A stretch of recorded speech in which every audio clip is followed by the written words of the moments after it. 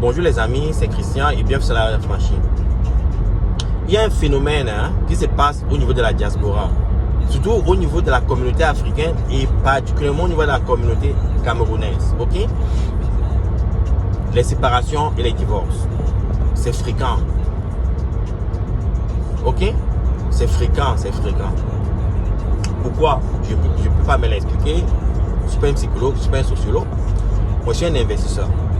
Et je vais me concentrer sur l'aspect investissement. Mes frères, vous qui venez au Canada, là, ok, vous qui immigrez, là, vous allez en France, Allemagne, surtout en Amérique du Nord, il faut comprendre une chose. Le mariage, le concubinage, le vivre ensemble, c'est un business. Vous quittez l'Afrique, vous venez vous installer en Amérique du Nord, ok?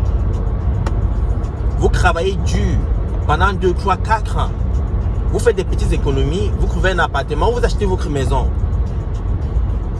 Je vais me consacrer sur celui qui achète sa maison, ou qui achète un bien, une voiture, quelque chose, ok?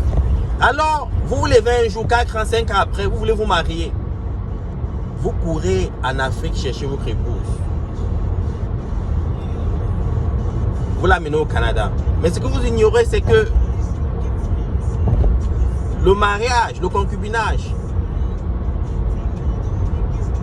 c'est un contrat. Ok? C'est un contrat. Vous avez signé un contrat. C'est le business. Tout contrat, c'est le business. Quelque chose vous lie. Et du moment où vous signez ce contrat-là en Amérique du Nord, la dame a 50% de vos biens. Même c'est 50% automatiquement. Si vous êtes milliardaire, elle a 50% du milliard. Ok? Donc, avant de faire ces choix de femmes-là, et c'est le cas pour les femmes, avant de faire ce choix de mari-là, il faut vous poser des questions existentielles et essentielles. Ok? Quel est l'apport de ce monsieur-là pour pouvoir mériter 50% de mes biens? C'est tout.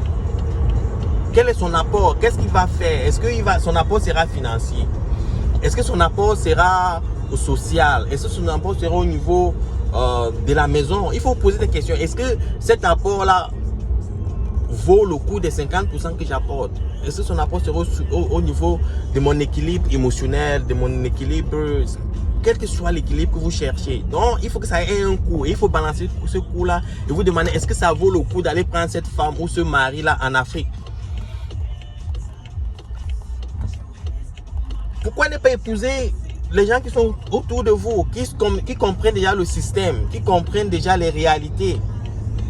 Vous partez ramasser. Les gens vont ramasser des parvenus en Afrique, des gens qui, quand ils arrivent ici, je ne sais pas si on leur a injecté, je ne sais pas quel drogue ils ont pris, ils changent totalement. C'est plus la même femme, ce n'est plus le même mari, les comportements divergent, il n'y a plus d'entente et il y a des séparations. Mais les gars, avant de vous y lancer, il faut vous poser ces questions existentielles et essentielles là. Okay? Et quel est son apport? Et si la balance est négative, regardez autour de vous. Ok? Regardez autour de vous. Ce qui est important, c'est votre bonheur. Si une Indienne, une Chinoise peut vous rendre, une Blanche, une Canadienne, peut vous rendre, une Filipino, peut vous rendre heureux ou heureuse, ne regardez pas cette couleur-là, mon frère. C'est parce que c'est le business. Ok? Et ce qui se démontre de plus en plus, c'est que les mariages mixtes durent plus que les mariages culturels là, des mariages de proximité là, où on se met parce qu'on connaît le père de l'autre, le père de l'autre, ou bien on a grandi ensemble, ou parce qu'on est du même village ou autre. Ok? Il faut vous poser ces questions là, les gars, avant de vous y lancer. Ok? Les mariages mixtes durent de plus en plus. Et ce qui est important, comme je le dis, c'est votre bonheur. Il ne faut pas vous retrouver dans une situation où vous travaillez des années, vous travaillez dur. Vous partez prendre une dame, et c'est le cas. Hein? Et dans certains cas, elle vous met dehors. Vous construisez, vous avez investi, vous achetez votre maison. Elle vient faire un an parce qu'elle a les enfants avec vous. On vous met dehors d'abord. Ok, vous partez chercher une location, elle reste chez vous. Et puis, c'est 50-50. Et dans certains cas, Il y a certains qu'on arrête, on jette en prison pendant longtemps, soit parce qu'ils ont sous-entendu été violents vis-à-vis de la dame, ou bien parce qu'elle a porté plainte de viol et autres. Et les gars se retrouvent en prison. Et malheureusement, ils ont un casier judiciaire qui les impacte toute leur vie. Ils ne peuvent plus travailler. Ok? Et